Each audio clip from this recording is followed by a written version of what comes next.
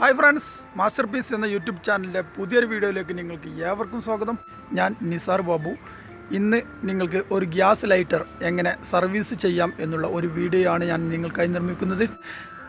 അതിനു മുമ്പ് നിങ്ങൾ ഇതുവരെ ഞങ്ങളുടെ ചാനൽ സബ്സ്ക്രൈബ് ചെയ്യാത്തവരുണ്ടെങ്കിൽ സബ്സ്ക്രൈബ് ചെയ്യണം. അതുപോലെ ഞങ്ങൾ അയക്കുന്ന എല്ലാ വീഡിയോകളും നിങ്ങൾക്ക് ഉടനെ തന്നെ ലഭിക്കണമെങ്കിൽ ബെൽ ഐക്കൺ ക്ലിക്ക് ചെയ്യാൻ മറക്കരുത്. അപ്പോൾ വീഡിയോയിലേക്ക് കിടക്കാം.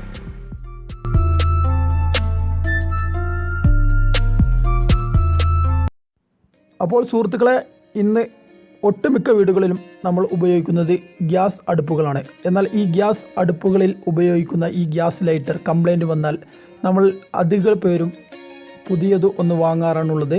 എന്നാൽ ഇതൊന്ന് അയച്ചു നോക്കി നമുക്ക് എങ്ങനെ ഇത് സർവീസ് ചെയ്യാം എന്നുള്ളതാണ് ഇന്നത്തെ വീഡിയോ. അപ്പോൾ നമുക്ക് വീഡിയോയിലേക്ക് കിടക്കാം. സാധാരണ ഗ്യാസ് ലൈറ്ററിൻ്റെ അധികവും ഈ ഒരു ടോപ്പാണ് അയച്ചെടുക്കേണ്ടത്. ഇവിടെ അയച്ചാൽ മാത്രമേ നമുക്ക് ഇതിൻ്റെ ഉൾവശം കാണാൻ കഴിയുകയുള്ളൂ. എന്നാൽ ഈ ഗ്യാസ് ലൈറ്ററിൻ്റെ ഈ ഒരു ഫൈബർ ഭാഗം ഇവിടെയാണ് നമ്മൾ അയക്കേണ്ടത്. വീഡിയോയിൽ കാണുന്നത് പോലെ ഇടതുവശത്തേക്ക് തന്നെ തിരിച്ച് ത്രെഡ് അയച്ചെടുക്കുക.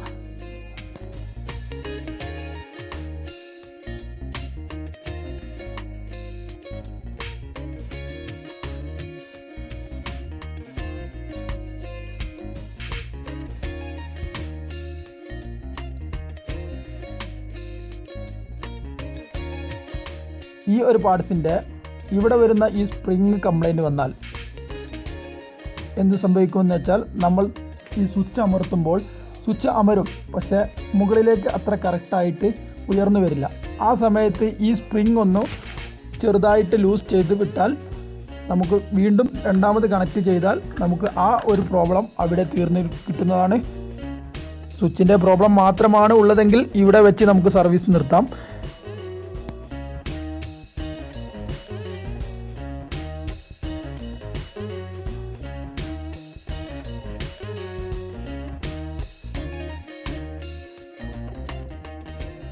ഇങ്ങനെ ഒരു പാർട്സ് ഇവിടെ കാണുന്നുണ്ട്.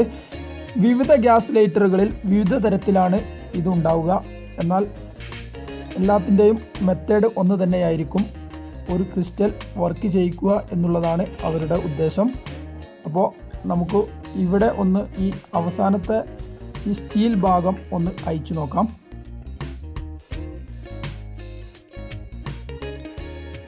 ഇവിടെ ഉള്ളിലുള്ള ഈ ക്രിസ്റ്റൽ അയച്ചെടുക്കണമെങ്കിൽ കുറച്ച് ടൈറ്റ് ഉണ്ടാവും. അപ്പോൾ നമ്മൾ മുൻവശത്തു നിന്നും ഇതുപോലെ ചെറിയ ഒരു സ്ക്രൂ ഡ്രൈവർ ഉപയോഗിച്ച് ഉള്ളിലോട്ട് തള്ളിക്കൊടുക്കുക.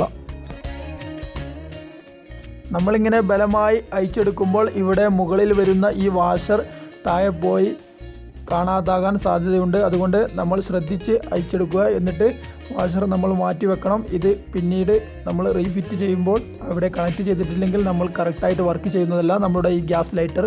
അപ്പോൾ നമ്മൾ ഇവിടെ ഇത് അയച്ചെടുത്തിരിക്കുന്ന ഈ പാർട്സ് കണ്ടോ, ഇതിൻ്റെ ഉള്ളിലാണ് നമ്മുടെ ക്രിസ്റ്റൽ ഉള്ളത്. ഇതിൽ ക്രിസ്റ്റലിൽ നിന്നും വോൾട്ടേജ് വന്നിട്ടാണ് ഇത് വർക്ക് ചെയ്യുന്നത് എന്നുള്ളത് നമ്മൾ മനസ്സിലാക്കണം.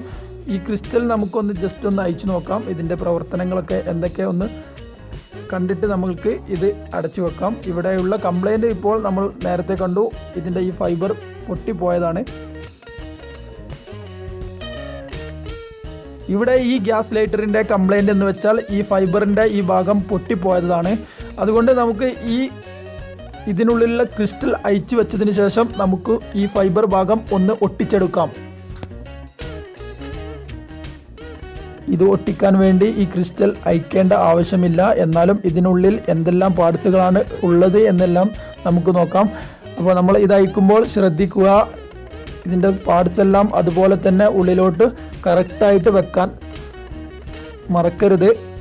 അതിനായി നമ്മൾ ചെയ്യേണ്ടത്, നമ്മൾ ഒന്നുകിൽ ഒരു പേപ്പറിൽ രേഖപ്പെടുത്തി വെക്കുക, അല്ലെങ്കിൽ ഇതുപോലെ വീഡിയോയോ ഫോട്ടോയോ എടുത്തു വെച്ചാൽ നിങ്ങൾക്ക് എളുപ്പമായി പിന്നീട് അങ്ങോട്ട് തന്നെ ഫിറ്റ് ചെയ്യാൻ വളരെ എളുപ്പമായിരിക്കും.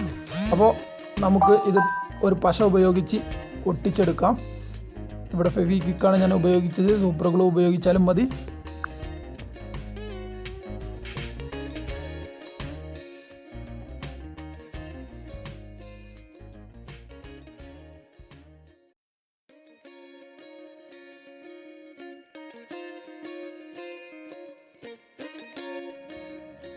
പിന്നെ നമ്മൾ ശ്രദ്ധിക്കേണ്ട ഒരു കാര്യം, ഇതുപോലുള്ള പാർട്സുമെല്ലാം ഒരു കറുത്ത കളർ കാണും. അവിടെ റസ്റ്റ് കയറിയതാണ്. അത് നമ്മൾ ഒരു ബ്ലേഡ് ഉപയോഗിച്ചോ അല്ലെങ്കിൽ കത്തി ഉപയോഗിച്ചോ ഒന്ന് ഉരസി കൊടുത്താൽ ക്ലീൻ ആയിട്ട് വരുന്നതാണ്. നമ്മുടെ കോണ്ടാക്റ്റ് കറക്റ്റ് ലഭിക്കാൻ വേണ്ടി അവിടെയെല്ലാം ഒന്ന് ക്ലീൻ ചെയ്ത് കൊടുക്കുക. അതുപോലെ ഇതാണ് നമ്മുടെ ഒരു പ്രധാനപ്പെട്ട ഇതിൻ്റെ പാർട്സ്.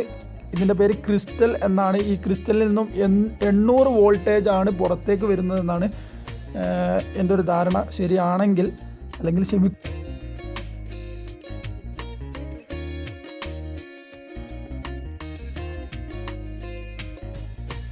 അപ്പോൾ നമുക്ക് ഇവിടെ എല്ലാം ഒന്ന് ക്ലീൻ ചെയ്യണം.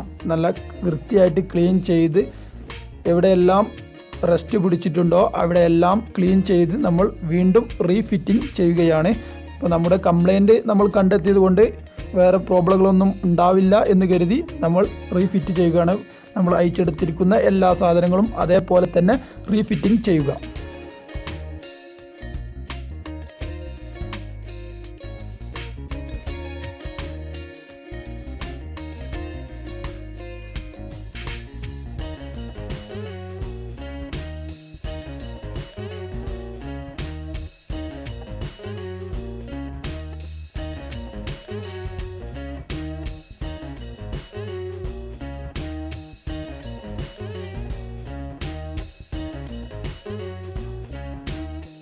ഇവിടെ ഞാൻ വീഡിയോയുടെ ആദ്യത്തിൽ പറഞ്ഞ പോലെ തന്നെ സ്വിച്ചിൻ്റെ കംപ്ലൈൻറ്റ് ഉണ്ടെങ്കിൽ അധികവും ഈ സ്പ്രിങ്ങിൻ്റെ കംപ്ലൈൻറ്റ് കൊണ്ടാണ് വരിക. ഇതൊന്ന് അഡ്ജസ്റ്റ് ചെയ്ത് കൊടുത്താൽ മാത്രം മതി.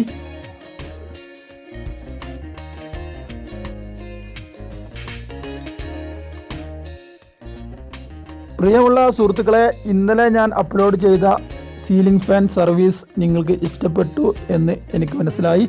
അതുകൊണ്ടാണ് ഇന്ന് ഇതുപോലുള്ള ഒരു സർവീസിൻ്റെ വീഡിയോ നിങ്ങൾക്കായി ഇന്ന് ഞാൻ അപ്ലോഡ് ചെയ്യുന്നത്.